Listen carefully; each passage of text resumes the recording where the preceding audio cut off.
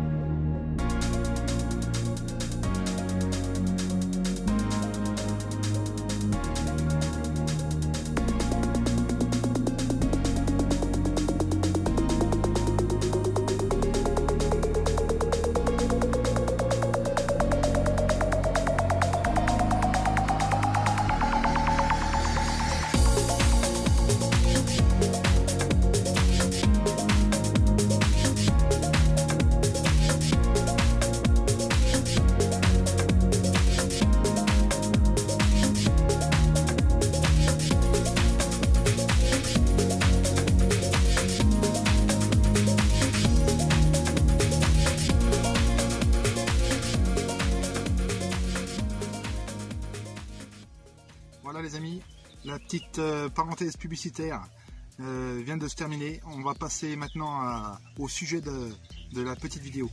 Les points importants à ne pas négliger. Allez, on part pour le numéro 1.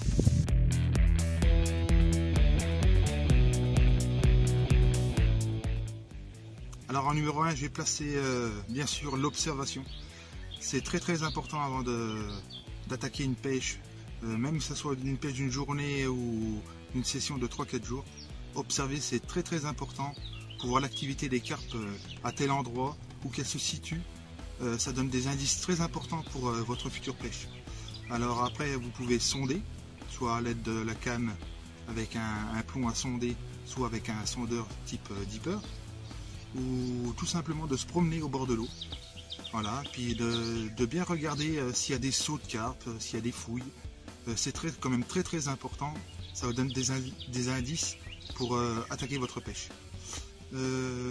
Concernant au niveau des saisons, aussi il y a une saison qui est très particulière pour l'observation, c'est l'hiver. L'hiver, il y a très peu de végétaux au fond de l'eau et on peut découvrir des belles plaques où que les carpes auraient potentiellement venir pour se nourrir. Alors l'hiver, c'est quand même une période à ne pas négliger pour l'observation. Promenez-vous au bord de l'eau, regardez à gauche à droite s'il y a de l'activité. En hiver, s'il n'y a pas beaucoup d'eau, vous pouvez voir des choses que vous n'allez pas voir l'été, parce que l'été, ça sera envahi d'herbe. Voilà, puis encore, si vous avez la chance d'avoir des lunettes polarisantes, c'est top pour voir le fond de l'eau, comment est le substrat, si c'est sableux, si c'est vaseux. Voilà, c'est des choses très importantes pour commencer une pêche.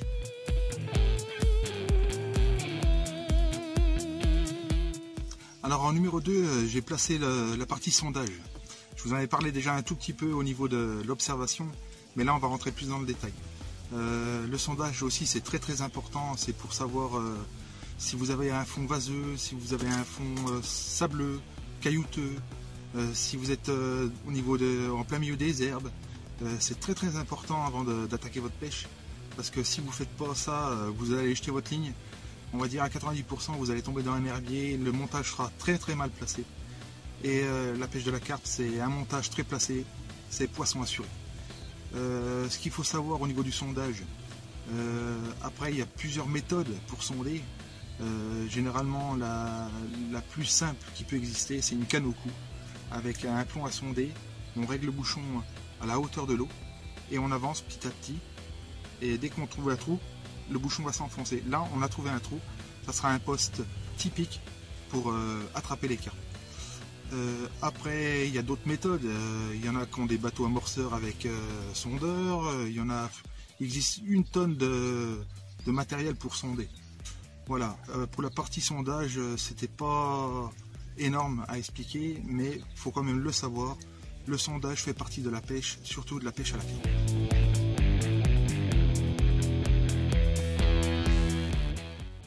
Alors pour le point numéro 3, j'ai voulu placer le choix du poste suivant la saison. Tout ça parce que nous n'allons pas trouver les carpes au même endroit suivant les saisons. Au printemps, nous allons les trouver dans les zones moyennement profondes, voire peu profondes, avec des herbiers, parce qu'elles vont se préparer pour la fraye. Alors c'est des zones vraiment à cibler pour le printemps.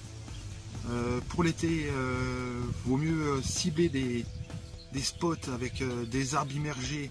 C'est là qu'elle va venir se cacher, se mettre au frais dessous durant une partie de la journée. Ou elle affectionne aussi tout particulièrement, bien souvent en étang, dès qu'il y a des petites rivières qui se jettent dans cet étang, les arrivées d'eau, ça crée de l'oxygène dans l'eau, et c'est des très bons postes à carpe, surtout l'été.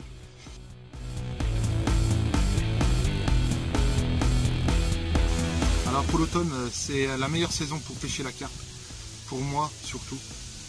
Il y en a qui vont dire que c'est d'autres saisons, mais pour moi c'est l'automne, parce que en automne la carpe va faire ses réserves pour passer l'hiver. On peut la trouver un peu partout, parce qu'elle va fouiller à gauche, à droite, en quête de nourriture pour passer un hiver correctement, avant de rattraquer l'année suivante. Alors pour l'hiver, c'est une période très difficile quand même pour pêcher la carpe. Tout ça parce que les températures vont chuter et le métabolisme de la carpe tourne au ralenti. Alors il y a quand même 2-3 petites zones propices pour essayer de faire quelques fiches l'hiver. Ça va être les zones ensoleillées et avec du vent, ou que le vent tape sous la berge. C'est là que l'eau va se réchauffer plus en hiver, et c'est là que les carpes pourraient se tenir un petit peu plus l'hiver, le temps de retourner dans les profondeurs.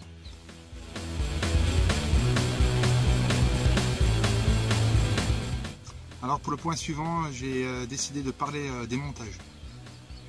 Tout d'abord, le choix du plomb, très important. J'ai déjà vu des personnes pêcher avec des plombs de 60-70 grammes et faire sur 10 départs, faire qu'une seule prise. Moi, mon point de vue, c'est d'utiliser des plombs qui ne descendent pas en dessous des 120 grammes. Tout ça pour la bonne raison, parce que dès qu'il y a un départ, il faut que ça pique, il faut que ça bloque. Vous n'avez plus qu'à prendre votre canne et donnez un tout petit coup de ferrage pour finir d'ancrer votre hameçon. Et là vous êtes sûr d'avoir le poisson sous le tapis. Après il y a différents montages aussi qu'il faut très bien connaître, à utiliser à tel endroit pour tel appât. Ça c'est des choses aussi très importantes à savoir sur vos montages que vous utilisez. Après, que dire de plus? Aussi au niveau du jeté, quand vous jetez votre montage, ce qui est bien c'est d'accompagner votre montage et de tenir votre montage quand il descend dans l'eau. Ce qui va se passer, c'est que votre botting va s'écarter du montage et il n'y aura pas d'emmêlement au niveau de la pose.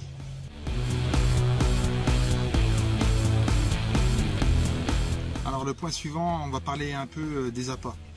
Il y a beaucoup d'entre nous qui se posent la question quel appât choisir pour telle saison. Et il y a plein de questions sur ce sujet. Je ne vais pas rentrer dans les détails, mais il y a des personnes qui ne peuvent pas rouler, du coup ils achètent des billes du commerce. Et il y a aussi la partie des personnes qui peuvent rouler. Moi tout ce que je peux dire, c'est que essayez de vous investir dans du matériel à rouler, parce que vous allez gagner de l'argent. Et surtout, vous pouvez créer des amorçages type ALT ou des grands amorçages de zone en rivière. Et ce qui est bénéfique pour votre pêche, c'est que vous allez accoutumer les carpes qui sont dans le coin. Et surtout, vous allez cibler aussi les grosses. Et ça va vous faire monter votre moyenne de poids.